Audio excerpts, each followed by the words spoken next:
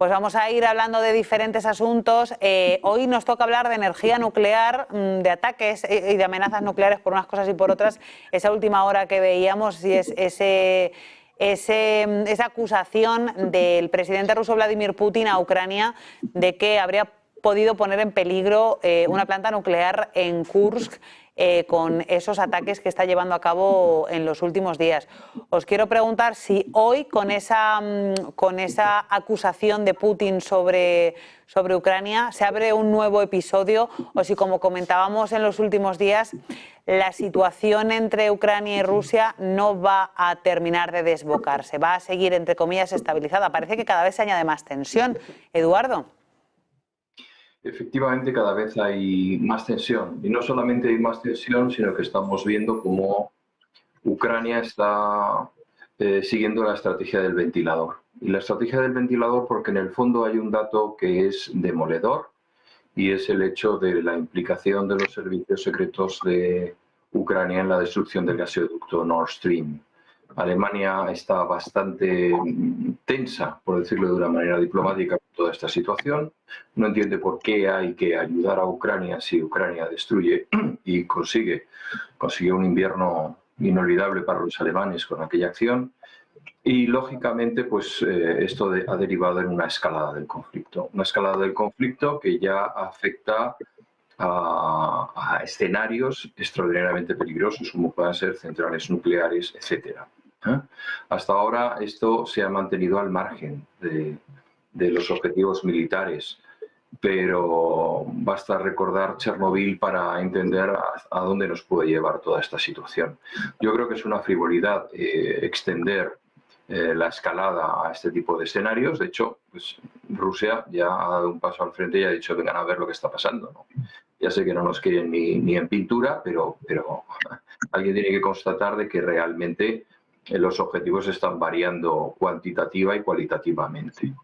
Respecto a la guerra entre Ucrania y Rusia, pues solamente señalar que lógicamente Zelensky también necesita estar en la conversación, en los medios, ante todo lo que está ocurriendo ahora mismo, y lógicamente pues sigue con sus golpes de mano.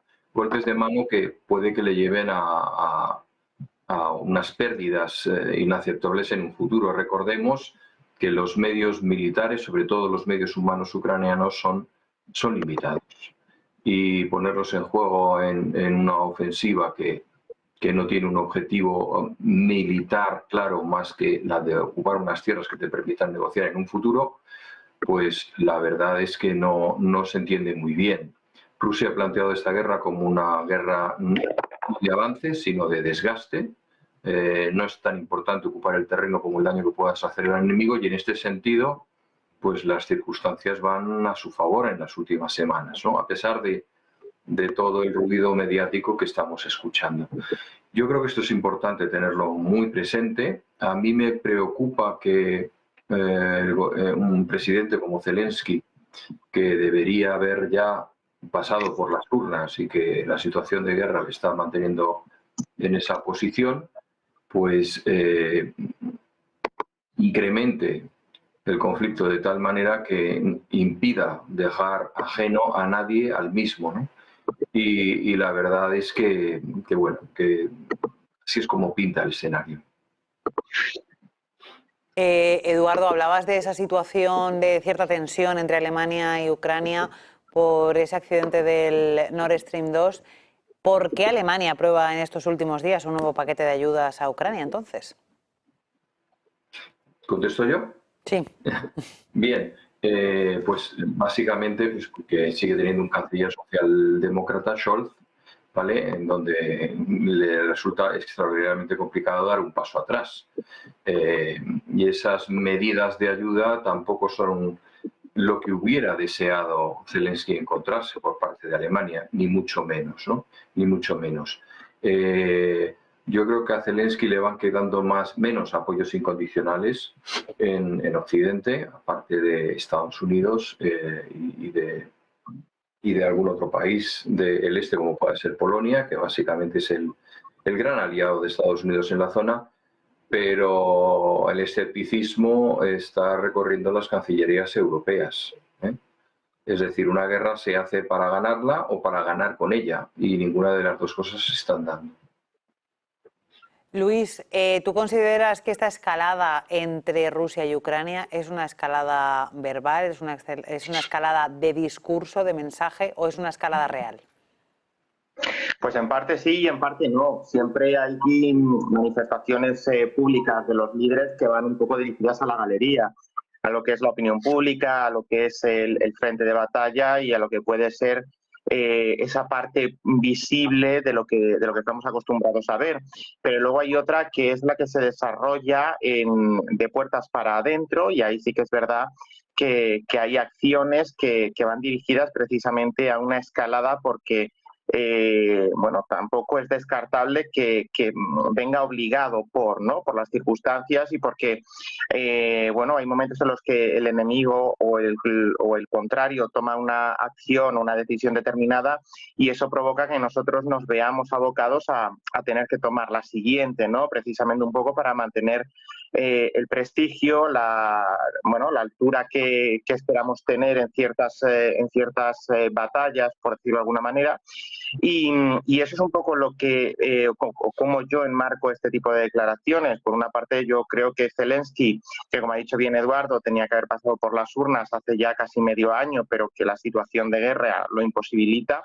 Aún así, eso hace que el liderazgo del presidente bueno, pues esté un poco debilitado, y de cara a una posible negociación, pues habría que ver la legitimidad con la que el presidente Zelensky se podría presentar, incluso a la hora de aceptar ciertas prerrogativas que le puedan imponer, como la cesión de territorios, ¿no? Esto también hay que tenerlo en cuenta, sobre todo en la vertiente interna, cómo en el país se va a poder diferir eso de llegarse a producir. Pero también, como decía, Zelensky hay veces que parece que actúa un poco a la desesperada, ¿no? Y esto pues se traslada a una falta de planificación, una falta de previsión, de altura de miras, porque bueno, es verdad que lo decíamos en otras ocasiones, esta incursión en territorios rusos podemos interpretarla como una estrategia para debilitar ese argumento ruso de quererse quedar con los territorios ocupados, porque por esa misma regla de tres, Rusia tendría que ceder estos territorios de su soberanía que serían ocupados a día de hoy por Ucrania, ¿no? Pero las fuerzas ucranianas son las que son. Rusia es un país de 300 millones de habitantes.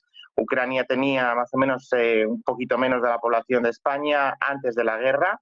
El éxodo de personas, la destrucción, las bajas que han caído en el frente, y las personas, bueno, pues que no habiendo caído han sufrido daños físicos importantes como para quedar imposibilitados de volver al ejército, ¿no? Por tanto, las fuerzas humanas, en un contexto en el que la OTAN decide no intervenir desde el punto de vista humano, con tropas, con soldados, bueno, pues son muy limitadas, y esto nos lleva a reflexionar acerca de la necesidad de saber racionalizar muy bien, de optimizar este tipo de recursos. Y además, después de lo que vamos sabiendo acerca de lo que sucedió con el Nord Stream, las fisuras dentro de la coalición occidental, dentro de la coalición que engloba tanto Estados Unidos como la Unión Europea, bueno, pues van desfigurándose, ¿no? Ese apoyo férreo que teníamos al principio de la guerra,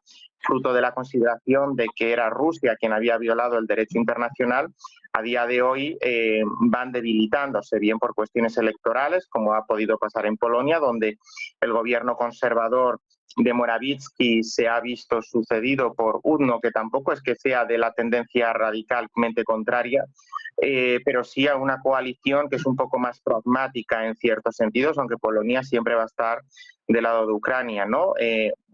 Por no hablar ya tampoco de esa eventualidad de que Donald Trump regrese a la Casa Blanca, y esto también puede abrir fisuras, pero sobre todo esas noticias del Nord Stream, bueno, pues a alguien que está recibiendo ayuda, que encima ataque los intereses, o que por dicho a la ligera le muerda la mano que le da de comer, pues está por lo menos feo, por decirlo de alguna manera, ¿no? Y a día de hoy tenemos un presidente en Ucrania que sigue intentando hacer frente al embate ruso, a esa ofensiva que está estancada y que, bueno, pues en función del día vemos que Rusia pues avanza pero luego retrocede ante Ucrania. No hay un cambio radical de las fronteras en el frente de batalla tal y como lo tenemos.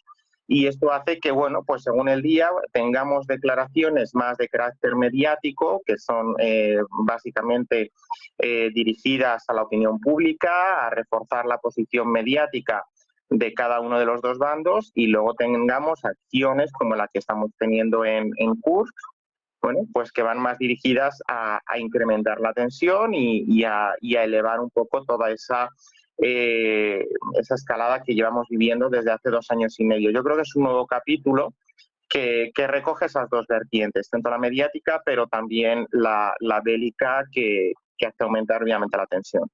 Adrián. Sí. ¿Tú cómo ves esta situación?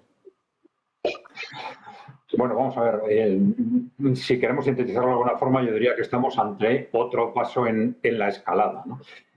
Si vemos los movimientos de los últimos días, vemos que se ha producido a la vez esta extraña incursión de Ucrania en Kursk, y a la vez en el Donbass una aceleración del avance ruso que es paralelo a un derrumbe progresivo del ejército ucraniano, de tal forma que Rusia ya se está acercando a algo que aparentemente quedaba muy lejos en el tiempo, que se está acercando a Pokrovsk, que es un nudo clave para ya, digamos, acceder al control del resto del Donbass. Claro, lo que está sucediendo en Kursk, esta incursión de Ucrania, tiene muy poco sentido, desde luego, desde el punto de vista de la estrategia militar. Supone, digamos, seguir que Ucrania, digamos, de alguna forma apoye lo que era la estrategia, o se ponga al servicio de lo que era la estrategia rusa de extensión del frente, que es lo que les interesa a los rusos, porque tiene un ejército cada vez más fuerte frente a un ejército cada vez más débil como es el ucraniano, con recursos muy justos, y la extensión del frente, en principio, es lo que estaba buscando fundamentalmente Rusia. Claro, lo que ha hecho Ucrania desde el punto de vista militar tenía sentido si en una operación relámpago hubieran conseguido, como se decía, quizás hacerse con la central nuclear de Kursk, algo por el estilo, pero si no, va a ser un desastre estratégico clarísimo para Ucrania, un desastre del que ya están hablando fuerzas de la OTAN, cada vez más medios occidentales, porque ha hecho una apuesta impresionante de recursos que tenía muy justos Ucrania en cuanto a personas, en cuanto a armamento, que están ya siendo sistemáticamente destruidos. Es un final del que difícilmente pueden escapar una vez que se asienta el cerco que sobre ellos está estableciendo el ejército ruso. De cualquier forma, aparentemente, esto está siendo un desastre militar para Ucrania, donde va a perder muchos miles de hombres y una gran cantidad de armamento, y además está dejando debilitado las defensas del Donbass, que están siendo barridas cada vez más rápidamente por Rusia. Pero bueno, ese es el punto de vista militar, porque claro, cuando no Ucrania, sino la OTAN, porque es la OTAN la que toma estas decisiones, toma una decisión de este tipo, no deberíamos pensar que son tan tontos como parece, porque en el fondo esto sí es también una escalada. Es una escalada porque ya es la OTAN, en definitiva, la que ha entrado en territorio ruso. Y eso en sí misma es otro tabú que se rompe. Y esto es un paso más dentro de esa estrategia que sectores lamentablemente muy importantes de Occidente están defendiendo, de ir cada vez dando pasos adelante hacia un enfrentamiento directo con Rusia, que parece que es digamos, la única salida que ellos ven frente a lo que ven como un gran desastre estratégico, para esas élites corporativas que controlan Europa y Estados Unidos, que se sienten amenazadas por el auge de los países emergentes, que ellos ven que les está dejando sin el control del mundo, y un auge también de los países emergentes y de Rusia en particular en Europa, que ellos piensan que también les va a dejar sin el control de Europa y Estados Unidos. Están relacionando esto muy directamente con una victoria de Rusia en Ucrania, que para ellos es inaceptable. En ese contexto hay que situar también esos ataques contra centrales nucleares. Claro, lo habéis mencionado vosotros, pero los ataques contra la central nuclear de Zaporilla no son nuevos, se vienen produciendo desde hace un año, lamentablemente ante una pasibilidad asombrosa de la Organización Internacional de la Energía Atómica, que se atreve a hacer informes diciendo que la central ha sido atacada. Y sin decir, señores, Ucrania está atacando una central que está en territorio ruso, controlada por los rusos y defendida por los rusos, ¿no? Entonces, esa pasividad es la que luego permite que esos ataques continúen, que ahora Ucrania, al parecer, se haya planteado lo mismo, haya intentado hacer lo mismo con la central de Kursk. Y claro, todo esto Ucrania evidentemente no lo hace sin consentimiento de la OTAN, como tampoco lo hizo, por ejemplo, sin consentimiento de la OTAN, esos ataques contra los radares de defensa antinuclear de Rusia. Fueron 3 ataques, cada uno de ellos creo que en total con 8 días de diferencia, que solo se explican en el contexto de alguien que quiere provocar a Rusia, digamos, efectivamente a una respuesta nuclear.